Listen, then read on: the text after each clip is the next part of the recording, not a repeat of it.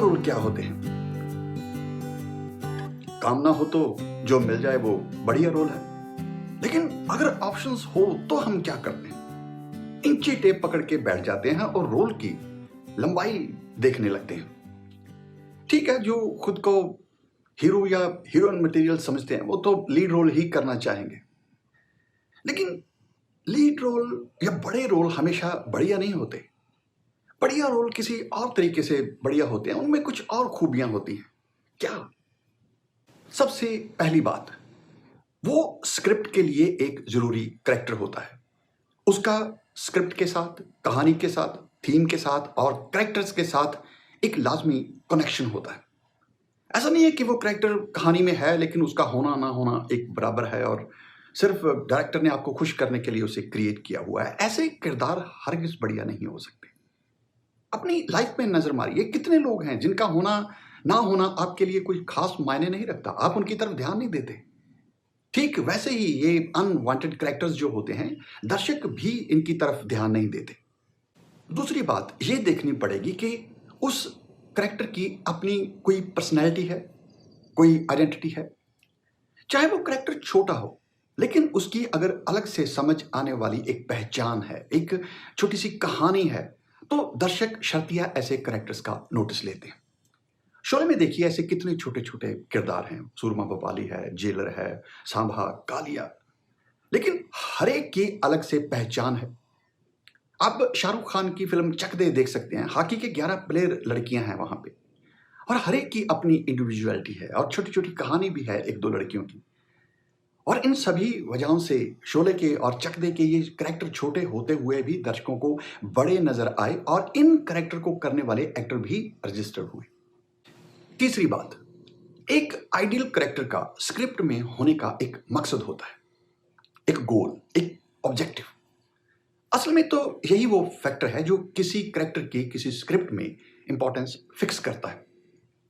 मान लीजिए वो कैरेक्टर है, वो किसी सेना का हिस्सा है, किसी गैंग का हिस्सा है, किसी टीम का हिस्सा है और वो अलग से अपनी टीम को या सेना को कंट्रीब्यूट कर रहा है, तो वो एक बढ़िया कैरेक्टर है। या मान लीजिए कि वो हीरो का दोस्त है और हीरो के लिए अपनी जान दे देता है, या वो हीरोइन की सहेली है, छोटी बहन है, उसके लिए अपनी मोहब्बत कुर्बान कर देती है।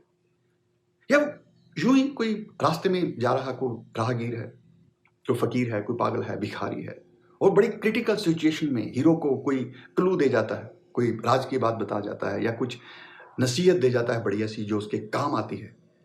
तो ऐसे कैरेक्टर्स छोटे होते हुए भी बढ़िया हो जाते हैं क्योंकि दर्शक उनके काम के साथ साथ उन्हें उनकी कंट्रीब्यूशन से भी रजिस्टर करते हैं। लेकिन एक बढ़िया रोल की सबसे बढ़िया खूबी ये होती है कि उसमें मूड्स की बहुत सारी शेड्स होती हैं ताकि आपको अपना एक्टिंग टैलेंट। लेकिन एक बढ़िया रोल की सबसे बढ़िया खूबी ये होती है कि उसमें मूड्स की बहुत सारी शेड्स होती हैं ताकि आप अपना इमोशंस एक्सप्रेस करने का एक्टिंग टैलेंट खुल के दिखा सकें। कहीं आपका कैरेक्टर रो रहा है, कहीं खुश हो रहा है, कहीं वो फ्रस्ट्रेशन में है और कहीं वो रोमांटिक मूड में है। एक ही कैरेक्टर में मूड्स की बहुत सारी शेड्स मींस वेरिएशन।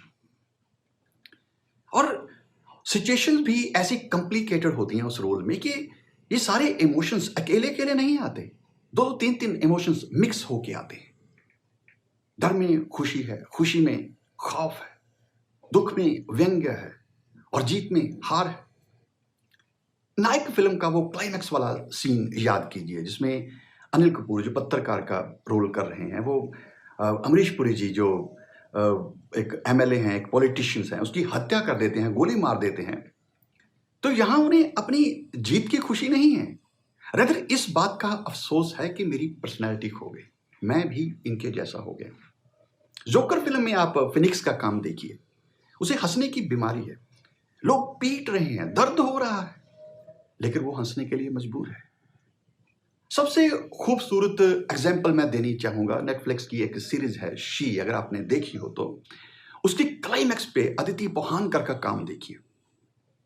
एक तरफ मरने का खौफ है और दूसरी तरफ जिंदा रहने की एक ललक है और उस ललक के लिए वो अपनी उस कामुकता का इस्तेमाल करने की कोशिश कर रही है जो आज तक ठंडी रही है।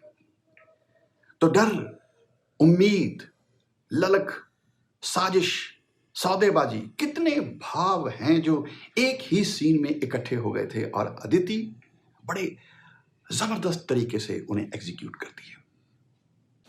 लेकिन एक आइडियल कैरेक्टर या आइडियल रोल का सबसे इंपॉर्टेंट एलिमेंट होता है internal development of a character, जिसे हम कहते हैं जर्नी ऑफ ए कैरेक्टर या कैरेक्टर्स आर्क। कैरेक्टर किसी और नोट से शुरू हो रहा है और खत्म हो रहा है किसी और नोट पे जाके।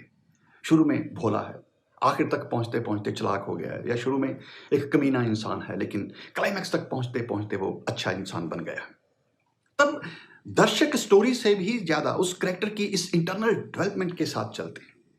उन्हें हर पल ये जानने में दिलचस्पी रहती है कि अब ये सिचुएशन है तो ये कैरेक्टर क्या करेगा। मीन्स कि आप हर सीन में दर्शक की अटेंशन लेते हैं। चलिए अब बात को ज्यादा खींचते नहीं, खत्म करते हैं। सिर्फ लंबा होने से कोई रोल बढ़िया नहीं होता। छोटी छोटी बहुत सी बातें हैं जो किसी छोटे से रोल को भी बड़ा बना देती हैं। करते रहेंगे, ये बातें भी डिस्कस करेंगे।